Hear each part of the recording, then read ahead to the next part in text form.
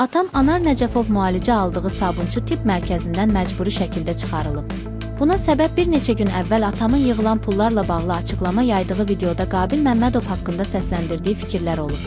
Xəbərin ünvanı bildirir ki, bunu Teleqraf açıqlamasında sürücü Anar Nəcəfovun oğlu Elvin Nəcəfov deyib. Onun sözlərinə görə hazırda atasının durumu orta ağırdır və o özəl xəstəxanaya yerləşdirilib. Atam o videoya görə dövlət xəstəxanasından çıxarıldı. Videodan sonra xəstəxananın baş həkimi atama yaxınlaşıb video çəkdiyinə görə oradan çıxmalı olduğunu dedi. Bu səbəbdən atam hazırda Əhmədlidə yerləşən diaqnoz tibb mərkəzinə yerləşdirilib, günü 250 manata müalicə alır. Əməliyyat üçün əlavə 10.000 manat pul lazımdır. Əməliyyatdan sonra isə yeriyə bilməsi 50% ehtimaldır.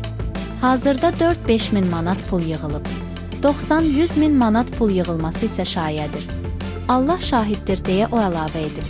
Sabunçu tibb mərkəzindən Teleqrafa bildirilib ki, sözü gedən pasiyentin stasionar müalicə müddəti yekunlaşdığı üçün o evə buraxılıb. Xatırladaq ki, bugün təbib Teleqrafın sorğusuna cavab olaraq bildirmişdi ki, Anar Nəcəfov müalicəsinin davam etdirilməsi üçün özəl tibb müəssisəsinə müraciət edəcəyini bildirib və öz istəyi ilə tibb müəssisəsindən buraxılıb.